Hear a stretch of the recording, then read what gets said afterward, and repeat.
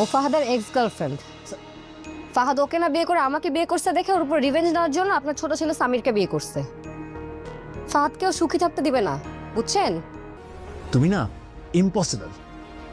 হ্যাঁ সেটাই, তোমরাই পসিবল, তোমরা সবাই পসিবল, আমি ইম্পসিবল খালি। Okay fine. আজ থেকে আমি এই পরিবারের কেউ না। আমার আব্বা আম্মা ভাই সবাইকে আমি ভুলে যাব। আমার চেহারা আর দেখতে হবে না, আমাকে কখনো খোঁজার চেষ্টা করবেন না। হ্যালো গাইস, আসসালামু আলাইকুম। আশা করছি প্রত্যেকে অনেক বেশি ভালো রয়েছেন। এটা আমাদের গল্প নাটকের 29 নম্বর পর্ব। এবার কী ধামাকা আসতে চলেছে তা নিয়ে আজকের আপডেট ভিডিও। অনুরোধ রইল সম্পূর্ণ ভিডিওটি দেখার। সাইরা তো এবার সবার সামনে প্রকাশ করে দিল ফারহানের এক্স হলো মেহেরিন।